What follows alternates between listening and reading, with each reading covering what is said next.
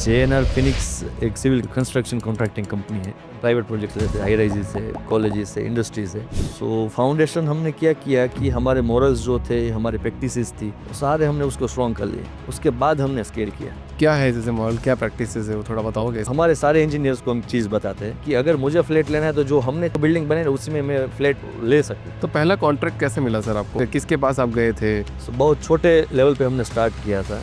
7 लाख रुपए का पहला वर्क ऑर्डर था। अभी उससे 1800x 1800 टाइम्स इतना वर्क ऑर्डर लेके आज बैठे हैं। मज़ा आ गया सर ये बात सुन के। तो आज अब आपको बोलते होंगे कि मेरे पास बजट इतना है पर मेरे को चाहिए शाहरुख खान की तरह मेंशन। एक गुजराती में कहावत है, सस्तू क्यारे सारू नहीं होता, सारू क्यारे सस्तू नहीं होता। जो सस्ता है वो अच्छा नहीं होता, जो अच्छा है वो सस्ता नहीं होता। इंडिया के अंदर सब कॉन्ट्रैक्टिंग बहुत ज़्यादा होती है कि मैंने आपको बोला कि सर आप मेरा प्रोजेक्ट हैंडल कर लो, आपने बोला ठीक है अभिषेक जी, पता पड़ा कि चौथे पाँचवें तक चला गया वो, और आप बोल रहे हो कि मेरे को पता ही नहीं हो क्या रहा है।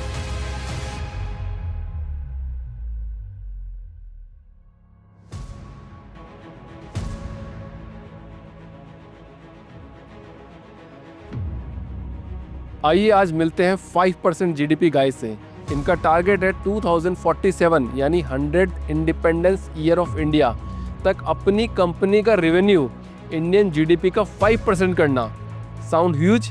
That is around 1.5 trillion dollar. The great Gujaratian dream. Wow, सुनकर अजीब लगेगा लेकिन आप समझेंगे तो चौंक जाएंगे। निकुंज जी, बहुत बहुत स्वागत है आपका द फाउंडर्स ड्रीम के अंदर। सर क्या हाल है सर आपके? बहुत बढ़िया है, आप बताइए। बहुत शानदार सर। एक बात याद आ रही है छोटी सी, आपने बोला कि वर्कआउट नहीं किया काम, फिर वर्कआउट किया। सो जब लगी जिंदगी में सब कुछ बिखर गया है, कुछ नहीं होने वाला और कुछ नहीं रखा जिंदगी में, तब समझ लेना कि जिंदगी अब बेहतर बनने वाली है। शायद 2000 आपने 18 में स्टार्ट किया और 2025 में आप एक बहुत शानदार कंपनी चला रहे हैं सर। इसका नाम है JNR फिनिक्स इंफ्रा। थोड़ा सा अपने बारे में बताइए सर, और इस कंपनी के बारे में बताइए कि आपने कब शुरुआत करी और क्यों शुरुआत करी इस कंपनी की। थैंक यू यहाँ हमको इनवाइट करने के लिए। यस, अभी हमने शुरुआत किया था 2018 में। JNR फिनिक्स एक सिविल कंस्ट्रक्शन कॉन्ट्रैक्टिंग कंपनी है जो बेसिकली अभी गुजरात में काम कर रही है। बड़े प्रोजेक्ट्स जैसे L&T है, अभी बड़े बड़े प्रोजेक्ट्स लेती है। वैसे हम प्राइवेट प्रोजेक्ट्स लेते हैं, हाई राइजेस से, कॉलेजेस से, इंडस्ट्रीज से। सो बहुत छोटे लेवल पे हमने स्टार्ट किया था। अगर आप उसको बहुत छोटा यानी कि 7 लाख रुपए का पहला वर्क ऑर्डर था, वहाँ से स्टार्ट किया था। और अभी उससे 1800x 1800 टाइम्स हमने इतना वर्क ऑर्डर लेके आज बैठे हैं। सो 7 साल में बहुत अच्छी जर्नी है और वो जर्नी को देख के हम आपके सामने बैठे ऐसा लग रहा है। सर बताइए, मतलब जैसे आपने जब ये कंस्ट्रक्शन फील्ड में क्यों आया पहले तो आप? सर ऐसा कुछ फिक्स था ही नहीं। 12th किया, उसके बाद अच्छे मार्क्स आए तो एक अच्छी कॉलेज में एडमिशन ले लिया। तो वो भी फिक्स नहीं था कि किस में लेना है, कि सिविल में मिल गया, सिविल में ले लिया। उसके बाद सिविल में जॉब किया और जॉब करते करते देखा कि बिजनेस करेंगे तो इसी में करेंगे। और कुछ एक्सपर्टीज थी नहीं हमारे पास, क्योंकि फैमिली जो बैकग्राउंड है वो पूरा फार्मिंग बैकग्राउंड है। सो एक था कि अभी जो बिजनेस है उसी में अपन कुछ कर सकते हैं, तो उसी में स्टार्ट कर दिया। सो वो फ्रूटफुल रहा। तो पहला कॉन्ट्रैक्ट कैसे मिला सर आपको? मतलब आपने क्या एफर्ट किए थे, मतलब किसके पास आप गए थे? इनिशियली जब जहाँ पे हम सर्विस कर रहे थे वहीं से हमको एक ऑफर मिला था कि वर्किंग पार्टनरशिप का। तो वो हमने स्टार्ट किया और 6-8 महीने में वो वर्कआउट हुआ नहीं। तो फिर हमको लगा कि ये जनरेशन गैप की वजह से हम लोग न्यू जनरेशन से कुछ नए आइडियाज़ के साथ कुछ नए प्रैक्टिकल्स इम्प्लीमेंट करेंगे, कुछ सिस्टम्स। तो फिर उसके बाद 6 महीने बाद हमने वो पार्टनरशिप को ड्रॉप कर दिया। और फिर एक छोटा सा बड़ा, जिनके साथ हम जिस डेवलपर के साथ काम कर रहे थे उन्होंने एक प्रोजेक्ट हमको ऑफर किया और इनोवेशन का प्रोजेक्ट था। तो वो उठाया। उसके बाद एक छोटा सा और काम उठाया, छोटा छोटा छोटा होता होता अभी अच्छे स्केल पर पहुंच गए। छोटा छोटा होता है, कब बड़ा बन जाता है पता नहीं चलता है। वो बड़े की शुरुआत ही वही है कि वो छोटे से ही होगा। कोई एकदम बड़ा नहीं कर सकता। कोई एकदम नहीं कर सकता, वो शॉर्टकट्स है ही नहीं कोई। हर कोई बंदा इसी लेवल पे आके बोलता है कि आप किसी को भी देखो, आपने इतने सारे पॉडकास्ट शूट किए, इतने अच्छे सीनियर्स के साथ किए हैं, वो आपको वही अपनी जर्नी में हर कोई बताएगा। एक मेरा प्रैक्टिकल लर्निंग लाइफ का वो है कि अगर कोई बोल रहा है, मानो कि अभिषेक भाई बोल रहे हैं कि मनी का कोई शॉर्टकट नहीं है, तो जब तक मैं वो लेवल पे पहुंच ना जाऊं कि तब मुझे पता चला कि एक बड़े लेवल पे कि सच में अभिषेक भाई सच ही बोल रहे थे। और आप पास्ट में जितने भी देख लो बड़े बड़े आदमी, कोई भी, इधर धीरू भाई हो या मुकेश भाई बोल रहे हो या गौतम अदानी कुछ बोल रहे हैं, there is no shortcut for success. उसके लिए कुछ ना कुछ ये स्टेप्स, छोटे स्टेप्स होते ही है। एक बहुत बढ़िया बात बताता हूँ सर, शायद चंदा कोचर जी को आप जानते होंगे, आईसीआईसी बैंक की चेयरमैन रही थी, वीडियोकॉन के मामले में उनका शायद कुछ केस भी चल रहा है। सो उन्होंने अपनी बेटी को भी लेटर लिखा, उस लेटर में भी यही लाइन लिखी थी कि आपकी मर्जी हो जो आप कर सकते हो लाइफ के अंदर, बट शॉर्टकट कुछ भी नहीं होता है, आपको मेहनत करनी पड़ेगी। ये लाइन उन्होंने लिखी और वो शायद लेटर वायरल भी हुआ है अभी। आपकी कंपनी का नाम sir JNR Phoenix infra, JNR का फुल फॉर्म क्या है सर, और फिनिक्स वर्ड आपने क्यों रखा? JNR सर, हम 3 पार्टनर्स हैं, J for Jaydeep, N for Nikunj, R for Rajesh. So वो बहुत बेसिक जो सारी चीज़ें थी, जैसे डेल बना है, जैसे कोई भी बड़ी कंपनी जैसे ही पार्टनर्स ने स्टार्ट किए। और फिनिक्स जो, जब मैं स्कूल में था तब हैरी पॉटर की बुक्स में पढ़ता था, जेके रोलिंग जो राइटर है उनकी। तो फिनिक्स बर्ड है डंबलडोर के पास, कि जो है वो इमॉर्टल बर्ड है, कि अगर वो एजेड हो गया तो वो खुद आग लगा लेगा और उसी फिर राख में से वो वापस जिंदा होगा। सो हमारी जर्नी भी वैसे ही इमॉर्टल, हम उसको ट्रैक कर रहे हैं कि हम वापस, अगर कुछ भी ऐसा इनिशियल में मैंने आपको बताया कि 6 महीने में वर्कआउट नहीं हुआ, तो हम राख ही बन गए थे, लेकिन वापस हम राख में से खड़े हुए। और उस फिनिक्स बढ़ के शायद आंसुओं से कुछ गाँव भी भर जाते हैं। मतलब आपकी लाइफ में क्या गेम चेंजर रहा, मतलब इतनी ग्रोथ, 7 सालों में इतनी फास्ट ग्रोथ हो गई एकदम से, क्या आपको लगा कि ऐसा क्या मोमेंट हुआ जिससे पूरा लाइफ का चैप्टर चेंज हो गया? बेसिकली तो एक जो हमारा पर्सपेक्टिव है कि हमने कभी वो सोचा नहीं कि अपन चलो ये छोड़ देते हैं। सो एक वो बहुत बड़ा प्लस पॉइंट रहा हमारे लिए। दूसरा था, हमने I am belongs to Patel community. So Gujarat में पटेल कम्युनिटी के हमने 2-3 बिल्डिंग्स किए, एक हॉस्टल बिल्डिंग किया, एक होटल बिल्डिंग किया। तो वो जो हमारा टेस्ट था और जो हमको डिलीवर करना था, वो वहाँ पे सारे लोगों ने देखा कि बड़े बड़े बिल्डर्स है, आर्किटेक्ट्स है, वो वहाँ पे डोनेशंस देते हैं, अपने कुछ सर्विसेज फ्री ऑफ कॉस्ट देते हैं। तो वहाँ पे हम हाईलाइट हुए कि इन लोगों के पास स्किल्स है और एक कुछ नया देने का जज्बा तो है ही। तो वो सोच के फिर उन्होंने हमको एक प्रोजेक्ट दिया, 2 दिए। सो इसी हिसाब से, यानी जो काम है वो बोलता है। हम आज भी किसी को, कोई भी क्लाइंट के पास, अगर आप क्लाइंट है, मैं आपके पास आया तो मैं पहले आपको वही रिक्वेस्ट करूंगा कि आप प्लीज़ विजिट कीजिए एक बार हमारी साइट। सो आपको जो डिफरेंस है वो हमारे काम से दिखेगा।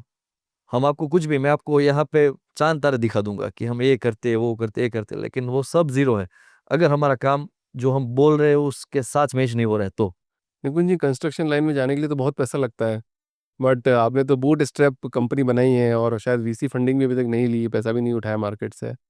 मतलब कैसे करते हैं ये सब? थोड़ा आज अगर आप सिखाओगे और जितने भी एस्पायरिंग फाउंडर उनको सिखा के जाओगे, तो शायद लोग पैसे के पीछे नहीं भागेंगे और काम के पीछे भागेंगे। सबसे पहला तो मिथ ही है, बहुत बड़ा मिथ है कि पैसा लगता है कोई भी स्टार्टअप करने में। मुझे स्टार्टअप की जो फंडिंग वाला चैप्टर है वो अभी तक क्लियर हुआ नहीं है कि कैसे फंडिंग उठानी, क्या करनी है, वो मेरे लिए पूरा ज़ीरो है। अगर आप भी आज मुझे बताओगे कि मैं आपको एक VC कंपनी से मिलाऊंगा, तो शायद उनको मैं जवाब ही ना दे पाऊँ। तो हमने जो चालू किया था वो बड़े बेसिक, बड़ा कुछ स्टेप था नहीं, ना कुछ फंड थी हमारे पास, छोटी मोटी सेविंग्स थी जो सैलरी में से थी। उसी को करते करते फिर एक दो दोस्तों से थोड़ा पैसा उधार लिया, छोटा मोटा रकम, यानी कि भाई अभी इतना चाहिए, इतना दे दे। तो वो कर करके, वो कोटा फैक्ट्री में आपने देखा हो कि जीतू भाई अपने दोस्त को फ़ोन करते हैं कि भाई कितना पड़ा है। तो वैसे ही छोटा छोटा करके चालू किया था। सो फंडिंग की, क्योंकि एज अ गुजराती हमको नुकसान आता ही नहीं है मेजरली। सो वो एक प्रॉफिट प्रॉफिट प्रॉफिट पकड़ के हम बैठे थे। बट सब लोग तो ये सोचते हैं ना कि मतलब चाहे कुछ भी हो जाए, जितना पैसा लग जाए, बट मेरे को तो स्केल करना है, आज के आज स्केल करना है, पैसा बना लेना है तुरंत। बट आप कैश पॉजिटिव और कैश, मतलब कैश फ्लो की बात कर रहे हो, कैश पॉजिटिव की बात कर रहे हो, कैसे पॉसिबल है आज के एरा में? कंस्ट्रक्शन का अगर आप मीनिंग निकालो, सो एक कंस्ट्रक्टिव एक फेज हुआ कि हमको कंस्ट्रक्ट करना है। सबसे पहले हम करते हैं नींव। सो फाउंडेशन हमने क्या किया कि हमारे मोरल्स जो थे, हमारे प्रैक्टिसेस थी, वो सारे हमने उसको स्ट्रॉन्ग कर लिए। उसके बाद हमने स्केल किया। क्या है जैसे मॉडल, क्या प्रैक्टिसेस है वो थोड़ा बताओगे? प्रैक्टिसेस यानी एक तो है कि, एक हमारे सारे इंजीनियर्स को हम चीज़ बताते हैं कि मानो कि आपके पास कल पैसा हुआ है। अभी एक प्रोजेक्ट हम बना रहे हैं कि जिसका XYZ अमाउंट का उसका फ्लैट का वैल्यूज़ है। आप के अंदर वो पॉजिटिव चीज़ होनी चाहिए कि अगर मुझे फ्लैट लेना है तो जो हमने जो बिल्डिंग बने उसी में मैं फ्लैट ले सकूं। तो उतना हम क्वालिटी के बारे में और हम उतना एथिकली भी श्योर हो कि इसमें अपन को लेना है तो जो सबसे पहले बिल्डिंग्स जो जिसमें हम लेंगे फ्लैट वो हमने बने उसमें लेंगे। मतलब बहुत सारे कंपनीज में ऐसा होता है, जैसे वर्कर बोलते हैं कि ये तो, जैसे बोइंग का ही अभी आ रहा था, जो वर्कर बोल रहे थे कि ये तो मौत को बेच रहे हैं, मौत का सामान बेच रहे हैं। तो ऐसा ऐसा नहीं बनाया आपने कि भाई कि नहीं, अगर हम बना रहे हैं तो हम भी ले सकते हैं, हम भी रह सकते हैं उसके अंदर। यस यस, सबसे चीज़ें क्या होती है, जो कोई भी फाउंडर है वो अपना ड्रीम लेके चलते हैं। सो एक अच्छे सीनियर्स थे हमारे, उन्होंने मुझे सिखाया था कि आप जो जो चीज़ आपको करनी है वो अपने नीचे की टीम को आप दिखाओ या उनको समझाओ कि ये हमारा विजन है, इसको हम ऐसे कर रहे हैं। अभी रिसेंटली 4-5 दिन पहले हम गिफ्ट सिटी में जो बड़े प्रोजेक्ट जो अभी तक वो स्केल पे हम पहुंचे नहीं, वो सारे प्रोजेक्ट्स हमने उनको दिखाए कि ऐसे काम होता है। अगले 6-8 महीनों में अपन एक प्रोजेक्ट के बारे में बात चल रही है, तो ऐसा प्रोजेक्ट करेंगे, इसमें ये ध्यान रखेंगे, इन्होंने ये गलतियाँ की है या इन्होंने ये अच्छा किया है। तो सारी जो चीज़ें हैं वो हमारा विजन है, वो हमने उनको ट्रांसफ़र किया है। तो क्या लगता है, मतलब मैं भी छोटा मोटा एंटरप्रेन्योर हूँ, तो हम भी छोटा मोटा काम कर रहे हैं। मुझे ये समझने की कोशिश करनी चाहिए आपका माइंडसेट से कि जैसे अपनी कोई वैल्यूज़ है, कोई मिशन विज़न है, जैसे मेरा कोई मिशन विज़न है, वैल्यूज़ है, मैं एक लीडरशिप टीम को देता हूँ, क्या वो एकदम लास्ट लेवल तक पहुँचती है? और तो क्या सब बंदे वैसे ही सेम काम करते हैं? और आपने जो दिखाया, क्या वास्तव में ये पॉसिबल है कि आप जो मिशन विज़न देख रहे हो, सब लोग सेम काम करेंगे, सेम मिशन विज़न पे दौड़ेंगे? वो आपकी बात बहुत सही है कि जो हमारा विज़न है वो 100% नीचे तक इन्फिल्ट्रेट नहीं होगा।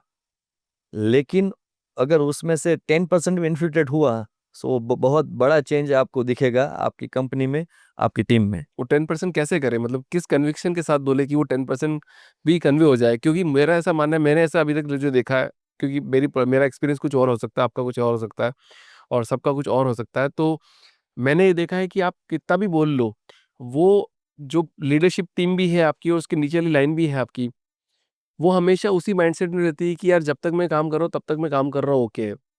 क्योंकि मेरे को अपने अपने अलग सपने बुनने हैं, मेरे को अपना अलग काम करना है हमेशा। हमने इसके लिए हमारे जो आइडियल्स है वो बहुत इंडिया के वेल नोन ग्रुप्स है, जैसे टाटा है, रतन जी है, कि आप कोई भी अगर आपको बोले कि टीसीएस में जॉब करना है तो वो गवर्नमेंट जॉब की इक्विवेलेंट जॉब है टीसीएस। लेकिन क्यों है? आपको पता है? उन्होंने एम्प्लॉय को इतना अच्छा बेनिफिट्स दिए हैं कि वो आप सोच नहीं सकते। अपन उस लेवल पे अभी पहुँचे नहीं हैं। लेकिन उसमें से थोड़ा-थोड़ा करके हमने एक समराइज़ किया है एक चीज़, और पूरी एम्प्लॉयी के लिए एक वेलफेयर स्कीम हमने की है कि जैसे-जैसे एम्प्लॉयी पुराना होगा, 0 से 1 साल, फिर 1 से 2 साल, 2 से 3 साल, 3 से 4, फिर 4 से 6, 6 से 8, तो हमने वो सारे बेनिफिट्स एक हमने उनको शो किए। जैसे कि इनिशियल्स में आ रहा है तो एक हमने वो रखा कि इनिशियल्स में आप आओगे, आपके एक्सीडेंटल इंश्योरेंस हम कवर करेंगे, कि आप अगर घर से यहाँ पे साइट पे आ रहे हो तब तक भी। जनरली क्या होता है कि आप साइट प्रीमाइसेस के अंदर आ गए, उसके बाद इंश्योरेंस पॉलिसीज सारी लेबर्स की टीम की वो कवर रहती है। लेकिन वो घर से आ रहा है भी अपने लिए आ रहा है, मानो कि वो घर से कहीं और घूमने जा रहा है, अगर वहाँ पे भी एक्सीडेंट हुआ तो भी हमने उसका क्लेम कवर किया है। फिर उनके बच्चों के लिए फीस हमने रखा है कि 2 बच्चों तक हम 50,000 तक ईयरली एनुअल फी देंगे। किसी को अगर रिनोवेशन करना है अपने घर का तो वो अपन देते हैं उसके लिए फाइनेंशियल सपोर्ट। फिर मेडिकल इमरजेंसीज़ है। फिर 5 साल के बाद जो सीनियर्स जो पुराने बंदे हुए, उनके फैमिली का भी एक्सीडेंटल इंश्योरेंस अपन देते हैं। फिर उनके फादर्स हैं। आजकल डिसीज़ेज़ इतनी है कि वो स्टेज 3, स्टेज 4 तक पहुँचती है, तब तक बाहर दिखाई नहीं देती है। तो उनके हर साल हम फुल बॉडी मेडिकल चेकअप करवाते हैं कि अगर आप खुद भी, अगर हम मेरे पेरेंट्स हैं, उनको भी मैं शायद अभी मैं करवाऊँगा, लेकिन आज से 2 साल, 5 साल पहले अगर या मैं जॉब कर रहा हूँ, तो तब सोचते हैं कि अगर कुछ डिसीज़ बाहर आएगी या दिखेगी तो हम फिर उसकी ट्रीटमेंट करेंगे। लेकिन ये हर साल रूटीन चेकअप होगा, तो उनकी पूरी पर्सनल हेल्थ पे भी हमारा फ़ोकस है।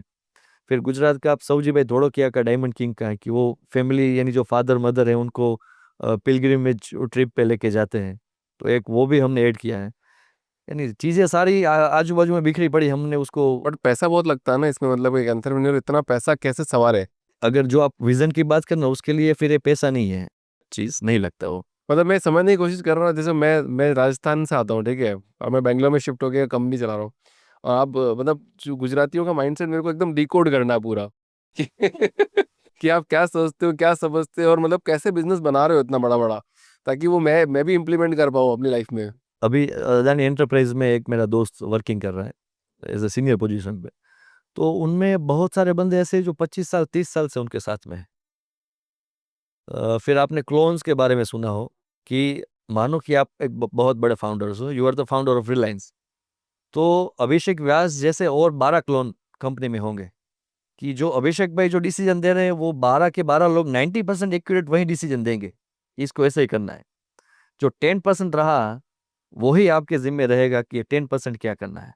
एक बहुत अच्छी रिलायंस इंडस्ट्री की बात है, क्योंकि उनको हर कोई आइडियल मानता है कि उनकी जर्नी जो है, जो फर्स्ट जनरेशन वाले हैं वो तो उनके लिए धीरू भाई आइडियल ही है। कि जब वो रिलायंस बना रहे थे इन जामनगर, सो वर्ल्ड की लार्जेस्ट रिफाइनरी अभी तक में वो है। तो सारी उनके जो सारे क्लोन्स थे, उनके सारे रिलेटिव्स थे, वेल विशर्स थे, उन्होंने बोला कि ये काम नहीं कर पाएगा, और अगर ये काम नहीं कर पाएगा तो उसके बाद क्या होगा। धीरू भाई ने उनको क्वेश्चन पूछा तो वो बोले जीरो हो जाएगा। तो अपन वापस जीरो से स्टार्ट करेंगे। अभी मूवी भी आई थी 12th फेल, जीरो से रिस्टार्ट, उनका एक सॉन्ग भी है। सो जो 10% है वो काम ही अपन को करना है, कि वो जो हाई एंड रिस्क लेना है, या जो वो हर कोई, आप राजस्थानी लोग से, यानी हम दोनों कंपटीशन में ही है, गुजराती और राजस्थानी, कि कौन ज़्यादा बिजनेस करेगा। मैं हर जगह, अभी मैं दुबई गया था लास्ट मंथ में, तो मुझे इतने मारवाड़ी लोग, इतने राजस्थानी लोग मिले कि बेंगलोर में अगर आप देखो, कलकत्ता में देखो, हैदराबाद में अभी एक ग्रुप ऐसा था।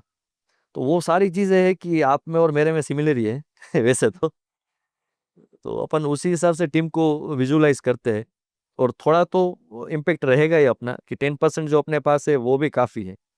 करेक्ट करेक्ट, मतलब आप बोलते हो कि आप ना बिजनेस फैमिली बना रहे हो, फैमिली बिजनेस नहीं बना यस रहे हो। Yes yes. करेक्ट। अभी जो सारी कंपनीज हैं, सब कंपनी ऐसे ही कर रही है अभी। सर सारी, अभी मास्टर्स यूनियन का एक कोर्स है, वो फैमिली बिजनेस लीगेसी को कैसे, उनका एक डेटा है कि सेकंड जनरेशन के बाद इतना वेल्थ चला जाता है, थर्ड जनरेशन के बाद इतना चला जाता। अपने गुजराती में कहावत है कि 3 पीढ़ी के बाद पूरा रिफॉर्मेशन आता है। आज मैं हूँ, मेरा बेटा, उसका बेटा। कि जैसे दुबई के शेख है, उन्होंने बोला है कि आज मैं पहले, मेरे जो एंसेस्टर थे वो कैमल्स पे चलते थे, फिर हम मर्सिडीज पे आए, फिर मेरे बच्चे रोल्स रॉयस में आए, उसके बच्चे फरारी में, उसके बाद शायद वापस वो कैमल पे आ जाएंगे। बिकॉज वो लोग सिर्फ फैमिली बिजनेस ही कर रहे हैं, उसको बिजनेस फैमिली नहीं बना रहे। आप गोदरेज देखिए, आप अदानी देखिए, वो सारे उन्होंने डिस्ट्रीब्यूट कर दिया अभी से, कि उन्होंने जस्टिफाई कर दिया अभी से कि इसको अपन बिजनेस को कैसे ले जाना है आगे। मतलब अभी तो चलो अपनी थोड़ी अलग बात होगी, पर आपके बिजनेस की बात करते हैं। जब आपसे कोई इंडिया में बजट सबसे टाइट होता है, अब आपको बोलते होंगे कि मेरे पास बजट इतना है पर मेरे को चाहिए शाहरुख खान की तरह जरा मेंशन, फिर कैसे मेंटेन करते हो, कैसे बताते हो उनसे, क्या बात करते हो? एक गुजराती में कहावत है, सस्तू क्यारे सारू નથી होતું, सारू क्यारे सस्तू નથી होતું। जो सस्ता है वो अच्छा नहीं होता, जो अच्छा है वो सस्ता नहीं होता है। सो अभी तक में जो जो क्लाइंट्स मिले हैं वो भगवान की दुआ से, वो सारे क्वालिटी कॉन्शियस रहे हैं। और हमारी टीम की भी वो अप्रोच रही है कि जिसमें रेट्स अगर कम मिले तो वो प्रोजेक्ट अपन नहीं लेंगे, क्योंकि इवेंचुअली वो हमारी ब्रांड में भी अफेक्ट करेगा काम जो हमको किसी को दिखाना है। सो वो एक बहुत बेसिक फंडा है हमारा। अच्छा, आपको लाइफ में सपोर्ट किसने किया सबसे ज्यादा? जब मैं हॉस्टल में था, तो उस टाइम पे फादर फार्मिंग में बिजी थे। तो मदर सुबह 3 बजे उठ के वहाँ से वो आते थे पूरा नाश्ता बना के, क्योंकि महीने में एक बार मिलना होता था, कभी कभी 2 बार, तीन तीन 2-3 महीने में एक बार आते थे। तो एक उन्होंने भी स्ट्रगल की है वो पढ़ाने के लिए।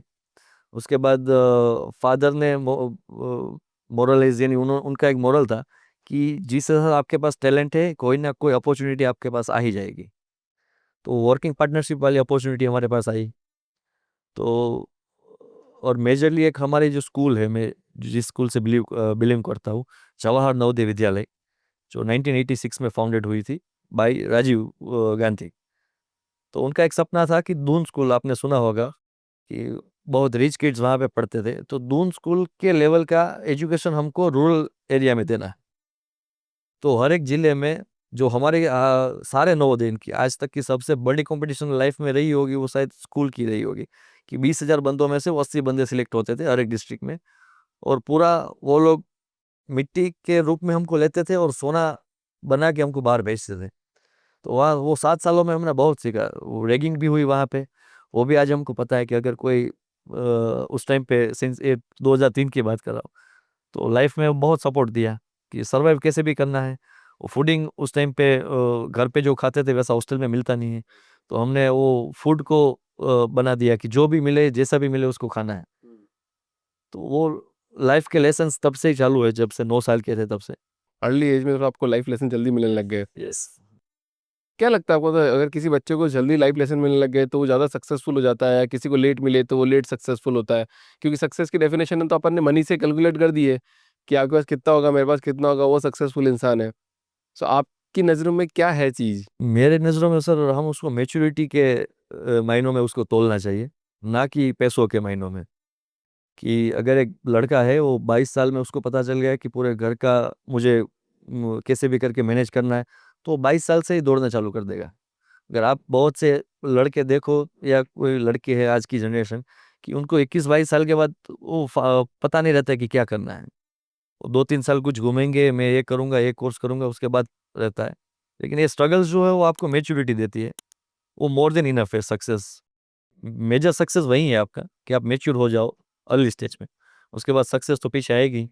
रेंचो ही बोल रहा है, एक्सीलेंस के पीछे भागो। सक्सेस तो जग मार के पीछे आए। पीछे आएगी। अच्छा, कंस्ट्रक्शन लाइन के अंदर सर एक जो साइट होती है उसको कौन चलाना चाहिए? बिजनेसमैन चलाना चाहिए या इंजीनियर्स को चलाना चाहिए? हाँ, ये बहुत अच्छा सवाल है आपका। आज तक जो मैंने प्रैक्टिस देखी थी, तो उसमें क्या था कि कोई पहले एक लेबर था, उसमें से मेसन बना, उसमें से उसने छोटे-मोटे ठेके रखने चालू कर दिए और फिर वो कॉन्ट्रैक्टर बना। लेकिन आज की जनरेशन में एजुकेशन को हमने वाइडली एक्सेप्ट किया है कि एजुकेशन तो चाहिए। सो एजुकेशन क्या इम्पैक्ट देता है सोसाइटी में, वो सदियों से हो रहा है कि राजा राम मोहन राय थे, वो एजुकेशन को प्रमोट कर रहे थे। अगर सयाजीराव गायकवाड़ आप देखो, फिर गोंडल स्टेट है हमारे राजकोट के पास, गोंडल के राजा थे, उन सभी ने एजुकेशन को कंपलसरी किया था। और ये मैं बात कर रहा हूँ 1910-1920 के आजू-बाजू, आज से 100 साल पहले की। सो एजुकेशन इम्पैक्ट किस में देगा कि आप अपने नीचे के बंदों को भी साथ लेके चलोगे, आप सिर्फ अकेले बिजनेस नहीं करोगे। फिर एक टेक्निकल एस्पेक्ट होता है बहुत, कि जो मैं स्कूल में कॉलेज में पढ़ा हूँ, तो उसको मैं कुछ ना कुछ इम्प्लीमेंट करूँगा। कि अभी एज अ मैं यंग बंदा हूँ, तो मैं हर एक साल एक ट्रिप करता हूँ for technical adoption. Last year हम चाइना गए थे। चाइना, आपको पता है कि आज वर्ल्ड का सबसे बड़ा इंफ्रास्ट्रक्चर जो डेवलप कर रहा है वो चाइना कर रहा है। तो वहाँ से हम क्या ला सकें। ठीक है, क्या क्या चीज़ लेके आएँगे सर? मतलब जैसे मान लो आपने वहाँ से क्या चीज़ सीखी और आपने अपने कंस्ट्रक्शन लाइन में क्या इम्प्लीमेंट किया? चाइना इज़ मेजरली उनकी जो की स्ट्रेंथ आप बता सको, तो उन्होंने मशीनिंग में बहुत काम किया है। क्या हम इंडिया में कर रहे हैं, आप कर रहे हो उनको? अभी यस, हमने चालू किया है उसको, कि जितना हो सके डे बाय डे। अभी इंडियन गवर्नमेंट इंफ्रास्ट्रक्चर के पीछे बहुत है कि अगर आप कंट्री को फॉरेन इन्वेस्टमेंट लाना है या अच्छा इंफ्रास्ट्रक्चर नहीं दे पाओगे, तो क्या हो पाएगा, डेवलपमेंट नहीं हो पाएगा अच्छे रोड्स ट्रांसपोर्टेशन के लिए। उन्होंने मशीन्स को इम्पोर्टेंस दिया ताकि आउटपुट भी बढ़ सके। लेबर तो हमारे पास लिमिटेड ही है, इधर इंडिया हो या चाइना हो। तो डे बाय डे जैसे कंस्ट्रक्शन की रिक्वायरमेंट डिमांड बढ़ेगी, तो मशीन की ज़रूरत ज़्यादा रहेगी। तो उन्होंने इतने अच्छे मशीन्स डेवलप किए हैं, जैसे प्लास्टरिंग मशीन है।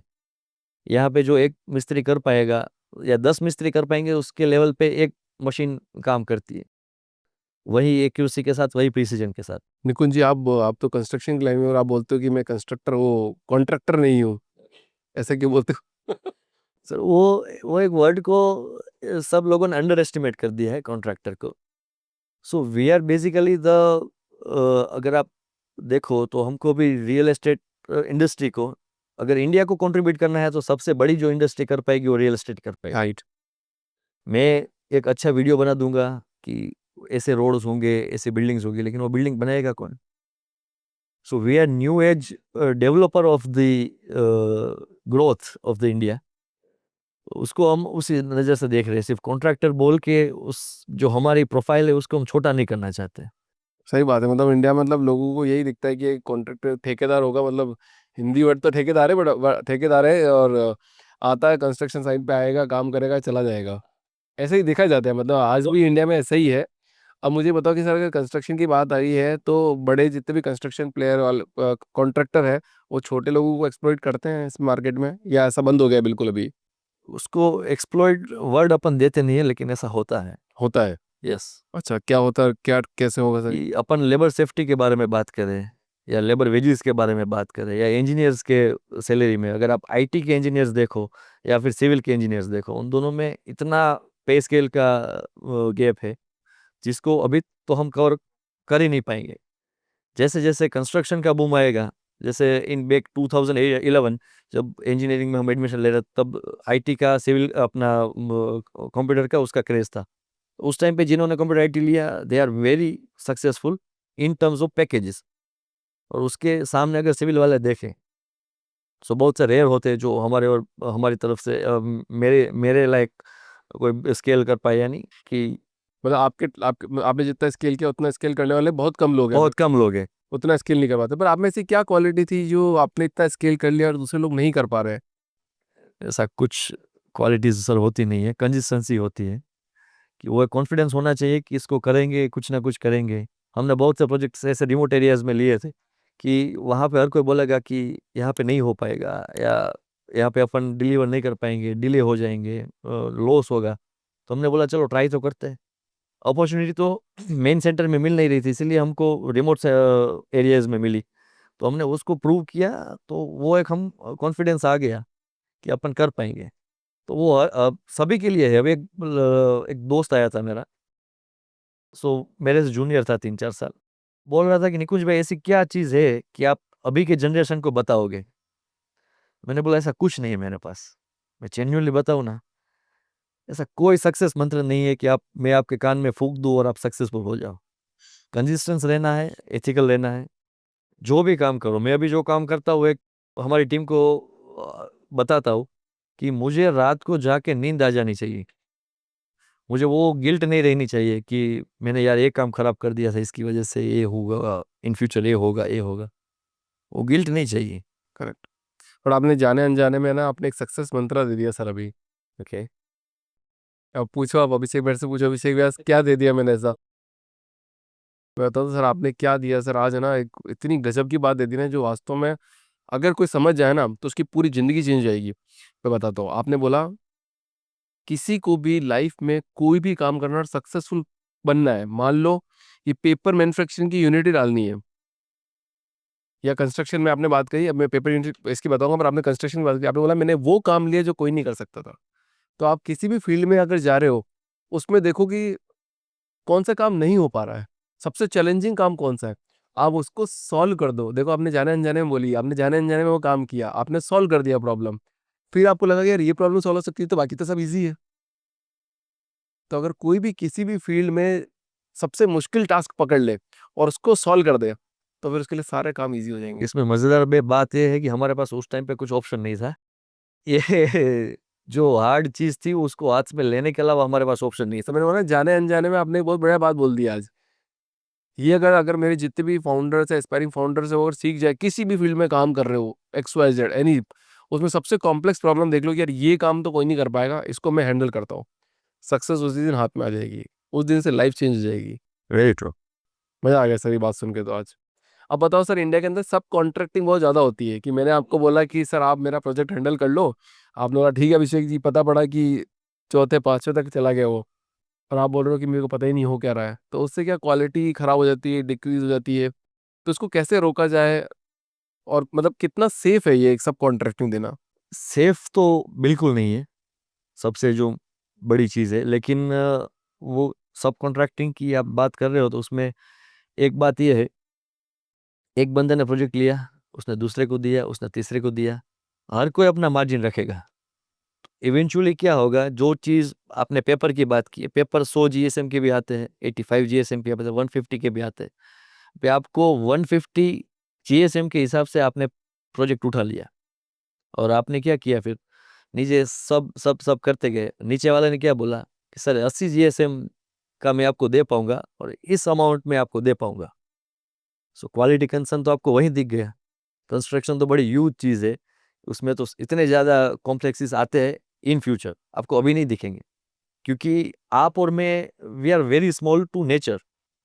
नेचुरल फोर्सेस क्या है, सुनामी है, अर्थक्वेक है। अगर आपने एग्जांपल देखा हो तो अभी रिसेंटली तुर्की में अर्थक्वेक आया था। सो सिविल इंजीनियरिंग के जो बहुत सारे ग्रुप्स थे उसमें कुछ वीडियोस और फोटोज वायरल हुए थे कि क्यों बेड कंस्ट्रक्शन प्रैक्टिस के हिसाब से वो बिल्डिंग्स फेल हुई। और उसके बाद ही अपने बैंकॉक में अर्थक्वेक आया था, तो उनकी बड़ी बड़ी बिल्डिंग्स स्काई स्क्रैपर थी, उसमें कुछ भी नहीं हुआ। सो क्वालिटी आपको दिखेगी। वो सब कॉन्ट्रैक्टिंग अगर ऊपर से ही अपन लिबरल नहीं रहे कि मुझे 150 जीएसएम नहीं 150 ही चाहिए, उसके लिए फिर मेरा मार्जिन। अभी चाइना में गया था, उसमें वहाँ पे एक टीवी देखा था मैंने। जो टीवी इंडिया में 1.5 लाख का मिल रहा है, वो लोग मेरे को एक पीस 25,000 में दे रहे थे। तो मैं क्या करूँगा, उसमें लोगो लगा दूंगा, निकुंज पाचाणी करके टीवी लाऊंगा और यहाँ बेचूंगा। फिर अपन क्या ब्लेम करेंगे, यार ये कस्टम वाली चीज़ है, वो चलती है तो चांद तक वरना रात तक। तो क्वालिटी का कंसर्न मेजर है। सब कॉन्ट्रैक्टिंग करना चाहिए, हर कोई करता है, जैसे फ्रीलांसिंग करता है, लेकिन उसके क्वालिटी के कुछ नॉर्म्स होने चाहिए। अगर उसको अपन मिनिमम वो रखेंगे कि इतना तो चाहिए, तो शायद बहुत अच्छा काम हम दे ही सकते हैं। मतलब भूकंप रोधी जो भूकंप आता है उससे बचने के लिए वैसे मकान तो कोई इंडिया में तो कोई बनाता नहीं है वैसे। बहुत कम लोग ही बनाते होंगे। जैसे गुजरात में 2004 या 6 के अंदर 2001 में जो बहुत तेज भूकंप आया था, कच्छ पूरा सब तो ढह गया था ना। अगर मान लो वहाँ पे बहुत अगर अच्छा कंस्ट्रक्शन क्वालिटी होती तो शायद वो नहीं होता। कंस्ट्रक्शन क्वालिटी, जो अपन बैंकों की बात कर रहे हैं, वहाँ जैसे गिफ्ट सिटी है मानो कि गुजरात में अपने, तो वहाँ पे गवर्नमेंट ने खुद का एक गिफ्ट सिटी का चेकिंग टीम रखा है। आपकी खुद की टीम रहेगी, उसके ऊपर भी दूसरी टीम आके चेक करेगी, तो वो प्रूफ चेक हुआ। सो उसमें श्योरिटी ज़्यादा रहती है कि आप क्वालिटी को पकड़ के ही चलोगे, आप उसको डाइल्यूट नहीं करोगे। तो जैसे, लेकिन इंडिया इतना बड़ा कंट्री है, तो इस लेवल पे अगर अपन मॉनिटर कर सके तो ही अपन क्वालिटी अचीव कर सकेंगे। ज़्यादा सीमेंट डालना वो भी सही नहीं है, ज़्यादा स्टील डालना वो भी सही नहीं है। लेकिन जो कोड ऑफ कंडक्ट है, जो प्रैक्टिसेस है, वो सारे पेपर्स पे है। अगर उसको अपन प्रैक्टिकली ले पाए, हर कोई को क्या है कि आज मैं यहाँ पे कंपटीशन ज़्यादा है, यहाँ पे आप एक बिल्डिंग बना रहे हो कि आप 10,000 में बेच रहे हो, तो मैं सोचूंगा मैं 9,500 में कैसे कर पाऊँ, तो मैं क्वालिटी में कॉम्प्रोमाइज़ करूंगा। Correct correct. इंडिया में क्वालिटी पे कॉम्प्रोमाइज़ बहुत ईज़ी हो जाता है। और ह्यूमन लाइफ्स की वैल्यू तो वैसे भी बिल्कुल नहीं रही है, क्योंकि एक तरफ बोला जाता है इंडिया में अगर जनसंख्या बहुत ज़्यादा है तो अच्छी बात भी है कि बिजनेस बहुत अच्छा होगा। बट सबसे डेंजरस बात भी है कि जनसंख्या बहुत ज़्यादा है तो वैल्यू नहीं है। कि आप हो तो हो, नहीं हो तो कोई बात नहीं। पर कैपिटा इनकम भी इसमें मैटर करती है। अपन हर कोई अपना बजट लेके चलते हैं, कितना बजट का लेना है, तो जो बिजनेसमैन से वो उस हिसाब से बजटिंग करेंगे, उस हिसाब से बिल्डिंग्स बनाएंगे। किसी भी चीज़ में आप बिल्डिंग देखो या ट्रांसपोर्टेशन देखो, कि भाई वोल्वो की कार लो तो भी 5 स्टार सेफ्टी रेटिंग है, अगर टाटा की कार लो तो भी 5 स्टार सेफ्टी रेटिंग है। तो दोनों में इतना प्राइस डिफरेंस क्यों है? अच्छा, मेरे को एक बात बताओ, जैसे मान लो कोई 1 करोड़ का घर बना रहा है सर। अब जैसे मैंने आपको दिया घर, अब आपने सब कॉन्ट्रैक्टिंग पे दे दिया, और दूसरा मैंने एक एक्स बंदे को दिया घर, मैंने कहा वही बनाएगा। तो प्राइस में मेरे को कितना डिफरेंस आ सकता है अगर मैं डायरेक्ट किसी बंदे बोलूँ कि आप ही बनाओगे, आप ही सब कुछ करोगे, और वो एक सब कॉन्ट्रैक्टिंग में चला गया। तो वो 1 करोड़ का जो घर है मेरे को, वो कितने में पड़ सकता था अगर मैं डायरेक्ट एक जने से काम करा रहा हूँ तो? देखिए, जो सिविल इंजीनियरिंग जो है उसमें सारे काम अलग अलग एजेंसीज करती है। कोई इतना है ही नहीं कि वो जुड़ाई भी कर ले, वो प्लास्टर भी कर ले, वो सलिया भी बांध ले, कंक्रीटिंग भी कर ले। लेकिन उसके लिए उसकी टीम कैसी है या उसके पास्ट रिकॉर्ड्स कैसे हैं, कितना फर्क आ सकता है, मतलब पैसे में कितना फर्क आ जाएगा? 20% कहाँ पाएगा। मतलब 80 लाख में बन सकता है अगर मैं डायरेक्ट अगर एक बंदे से कराऊँ काम तो। और सब कॉन्ट्रैक्टिंग के थ्रू कराऊंगा तो मेरे को 1 करोड़ का पड़ जाएगा, मतलब 20 लाख का फर्क आ जाएगा। बहुत गजब। और कंस्ट्रक्शन लाइन का सबसे बड़ा डार्क ट्रुथ क्या है जो कोई नहीं बताता, जो आप बताओगे?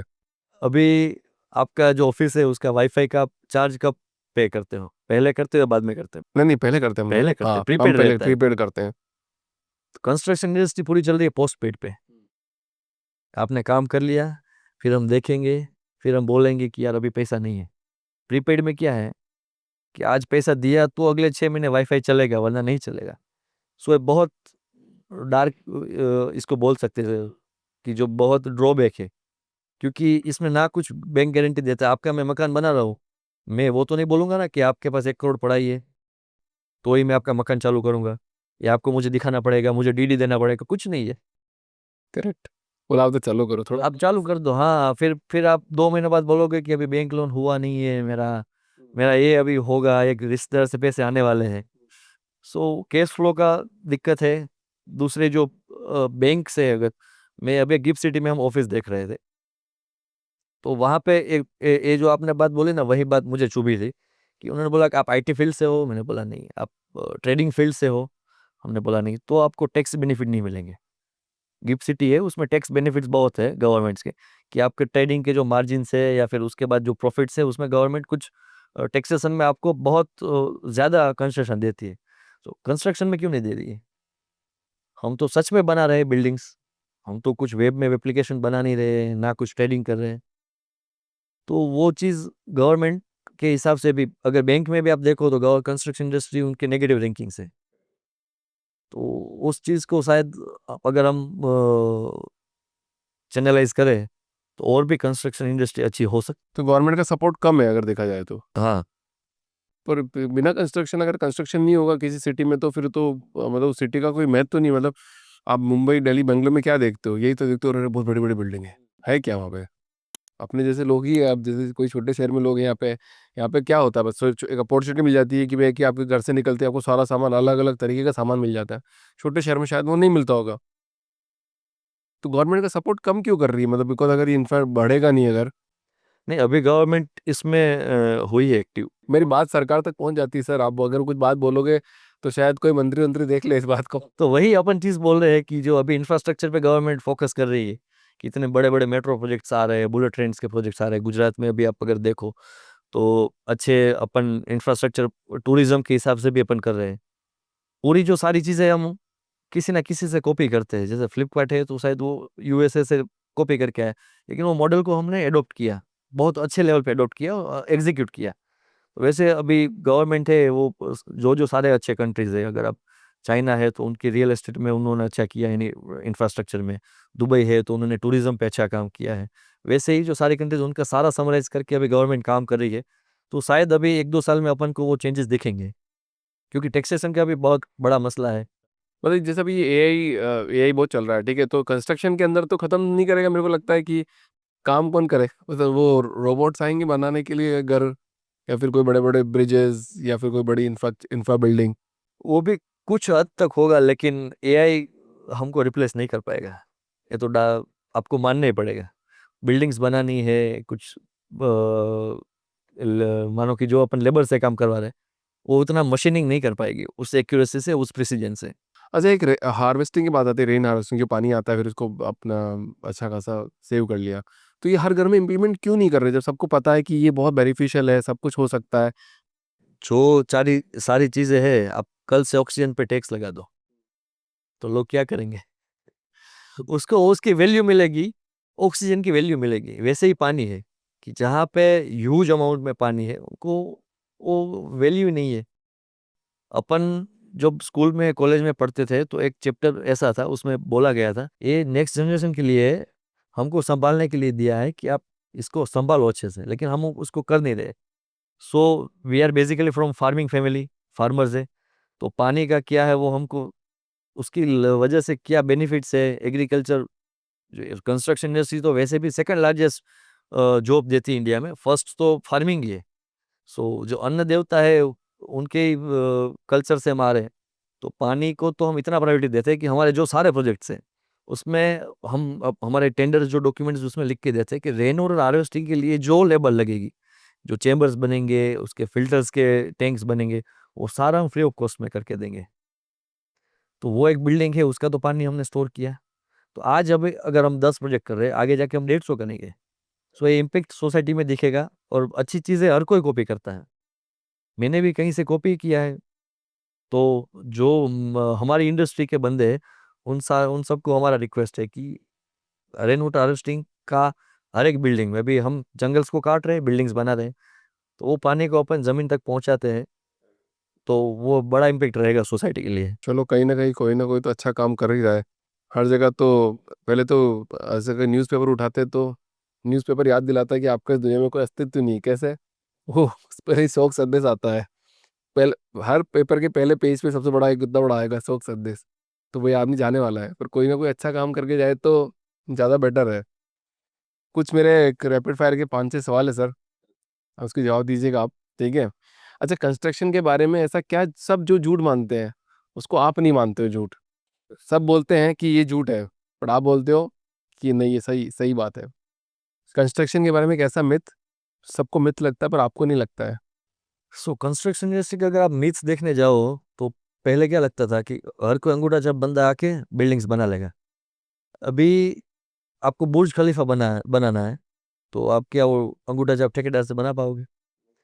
टेक्निकल जनरेशन जो अभी टेक्निकल बंदे आए वो आएंगे और नई टेक्नोलॉजी अडोप्ट करेंगे, और टेक्नोलॉजी के बिना कुछ हो नहीं पाएगा, टेक्निकल नॉलेज के बिना भी नहीं हो पाएगा। सो वो मिथ था कि अंगूठा छाप बंदे सब बिल्डिंग बना पाएंगे, लेकिन अभी जो माइलस्टोन हमको बनाना है, इंडिया को नंबर 1 बनाना है, उसके लिए तो आपको एजुकेशन भी लगेगा, नॉलेज भी लगेगा, और एक अलग अप्रोच भी लगेगा। अच्छा, कंस्ट्रक्शन साइट पे तो मतलब जैसे सब वर्कर होते हैं, ठीक है, तो वो लड़ते बहुत हैं, तो उनका झगड़ा कैसे सुलझाते हो आप लोग? जैसे फैमिलीज में लड़ते हैं वैसे ही है कि भाई तू वहाँ चला जा, तू वहाँ चला जा। और कुछ चीज़ें ऐसी होती है कि दे रिस्पेक्ट अस, कि इतने सालों से हमारे लिए काम कर रहे हैं, तो वो रिस्पेक्ट के बेस पे हम उसको सॉल्यूशन निकाल के देते हैं। मतलब क्या इस इंडस्ट्री में जो टॉप क्वालिटी इंजीनियर्स है वो क्विट कर देते हैं, फिर नए बंदे आते हैं, ऐसा कुछ है चलता है इस इंडस्ट्री में? वो आपका टॉप लीडर्स के लिए आपका क्या रवैया है वो बहुत ज़्यादा मायने करता है। अमन गुप्ता का मैं एक वीडियो देख रहा था, जो बोट के फाउंडर्स है, कि उनका सैलरी एक्स था, तो बहुत ज़्यादा काम करे थे। उन्होंने अपने बॉस से मांगा कि मुझे 2x इंक्रीमेंट चाहिए। बोले नहीं नहीं नहीं मिलेगा आपको, इंडस्ट्री नॉर्म के हिसाब से 10% रहेगा, 20% रहेगा। तो इन्होंने बोला कि ठीक है, मैं भी अपना बोरिया बिस्तर बांधता हूँ और कहीं और चला जाता हूँ। सो आपको बंदों के नॉलेज के हिसाब से उसकी कदर होनी चाहिए, उस हिसाब से आपको पैसा देना भी चाहिए। So money is the big thing, कि जो उनकी टैलेंट है उस हिसाब से आपको उसको पे करोगे तो वो क्विट नहीं करेंगे। वो क्विट नहीं करेगा कभी भी। आप लीडरशिप को मतलब कैसे देखते हो? आप अपनी टीम में लीडर्स कैसे बनाते हो? लीडर्स सर, उनको लीडरशिप उनको देख के ही बना पाते हैं। अगर मैं सारा चीज़ वही बोलूँगा कि भाई मैं कर लूँगा, मैं जो बोल रहा हूँ वो तुम करो, मैं जो बोल रहा हूँ ये भी करो, वो नहीं हो पाएगा। वो कठपुतली बन जाएंगे। उनको अपन को एक्सपोज़र देना पड़ेगा कि आप अपने हिसाब से करो, जो भी करो। बिल्डिंग गिर नहीं जाएगी। अगर बिना इंजीनियर्स के भी आप अगर साइट चलाओगे तो भी वो बिल्डिंग सीधी जाएगी। लेकिन जो टेक्निकल एस्पेक्ट्स है, जो क्वालिटी है, वो लोग वहाँ पे खड़ा रह के निकलवाते हैं। तो अपन उनको लीडरशिप उनके हाथ में दे दो, उनको ड्राइविंग दे दो, कि जो तुमको करना वो कर सकते हो। तुम कर सकते हो। बट क्या ऐसे मतलब ऐसा नहीं होता कि मतलब जैसे घोड़े की लगाम होती है, ठीक है, जैसे आपने सब छोड़ दिया तो घोड़ा इधर उधर चला जाएगा? वो हमको पता ही है ना कि ब्रेक कहाँ लगानी है। अगर आप ड्राइविंग कार सीखने जाते हो तो जो बाजू में जो ट्रेनर बैठा है उसके पास भी क्लच और ब्रेक रहती है, कि अगर आपने स्टीयरिंग पे कंट्रोल खो दिया या आपने एक्सीलरेट कर दिया तो वो बाजू में बैठ के ब्रेक लगा देगा। कभी कोई बहुत बड़ा नुकसान हो गया है एम्प्लॉयज़ की वजह से? उसको नुकसान नहीं कह सकते, उसको एक लाइफ लर्निंग लेसन कह सकते हैं। हुए बहुत से। कोई एग्जांपल शेयर करोगे क्या हुआ था और कैसे हुआ था? मानो कि कोई प्लास्टर का एक चीज़ है कि हमने बोला कि इस हिसाब से प्लास्टर करना है, उन्होंने वो नहीं कर पाए, और उनका फ़ोन आया शाम को कि सर ऐसा हो गया है, इसको तोड़ना पड़ेगा। तो डांटने की बजाय हमने उनको बोला कि ठीक है कोई बात नहीं, कल सुबह तोड़ के अपन वापस कर देंगे। ऐसी छोटी छोटी चीज़ें तो हर वीक में शायद 4-5 होती है, लेकिन उसको अपन एग्जीक्यूट नहीं करते, तो ही वो टीम बन पाएगी, तो ही वो लीडर्स बन पाएंगे। वाह! और आप शुरू से हमेशा स्टार्टिंग से कंस्ट्रक्शन लाइन में ही जाना चाहते थे? नहीं, ऐसा कुछ नहीं था। क्या करना चाहते थे? अगर ये नहीं करते तो क्या करते? मैं शायद कॉमेडी करता। तो फिर एक जोक हो जाए बढ़िया वाला सर। ऐसा कुछ जोक तो नहीं है, लेकिन जो सेंस ऑफ ह्यूमर अच्छा है, भगवान की देन है। मैं भी एक छोटा-सी स्टोरी शेयर कर देता हूँ। एक बूढ़ा व्यक्ति था, एक गाँव में रहता था, तो उसको पूछा, "यार तुम इतने खुश क्यों रहते हो ज़िंदगी में? इतने साल हो गए, तुम हमेशा टेंशन में रहते हो और देखो हम तो मरे-मरे ज़िंदगी जी रहे हैं।" तो उसने बोला कि अच्छा, जब मैं सुबह उठता हूँ, तो मैं 2 ही चीज़ बोलता हूँ अपने आप से रोज़, एवरी सिंगल डे। मतलब क्या बोलते हो बताओ हमको भी? बोलते हो या तो मैं खुश रह के आज का दिन निकाल लूँगा या मैं उदास रह के आज का दिन निकालूँगा। तो मैं खुशी चुन लेता हूँ और जो होगा जो देखा जाएगा। तो मैं रोज़ यही करता हूँ और आज मेरा ज़िंदगी ऐसी अच्छे से निकल गई और तुम लोग ऐसे ही मर-मर के ज़िंदगी जी रहे हो। मुझे बहुत से दोस्त थे या फीमेल कलीग्स थी, वो इतने फनी रहते थे, तो वो बोलते थे कि तुम लाइफ में सीरियस कब होगे? तो आज शायद ये पॉडकास्ट के माध्यम से मैं उनको बताना चाहता हूँ कि अगर मैं सीरियस होता तो शायद आज यहाँ ना होता। कि सीरियस तो होना ही नहीं है अगर कुछ भी हो जाए। या आजकल आप कुछ वीडियोस देख रहे होगे कि इन 2050 हम दोनों दोस्त ऐसे करेंगे। वो दो तीन बूढ़े होते हैं, वो कुछ मजाक मस्ती करते होंगे, तो मैं मेरे दोस्तों को भेजता रहता हूँ कि अपन 2050 में भी यही करेंगे, 2080 तक जिंदा रहे तो भी यही करेंगे। यानी वो तो रुकनी नहीं चाहिए मतलब। जिंदगी में सीरियस हो गए तो डेड हो गए ना, मर गए आप। आपकी जिंदगी जिंदा दिली का नाम है, जीते रहो मस्त रहो। अपन सीरियस टॉक भी करते करते आपने काम की बात भी कर ली और मजे भी कर लिए, फन भी कर लिए। मेरी लाइफ का बहुत बड़ा एक उसको बोल सकते हैं आप, एक वर्ड रखा है हमने, मौजे मौज रोजे रोज। यानी मौज है, रोज है। अगर आप मुझे फोन करोगे तो भी मैं वही बताऊंगा कि क्या चल रहा है, बस मौज चल रही है। उसको लगेगा कि इतना ज्यादा कूल है मतलब।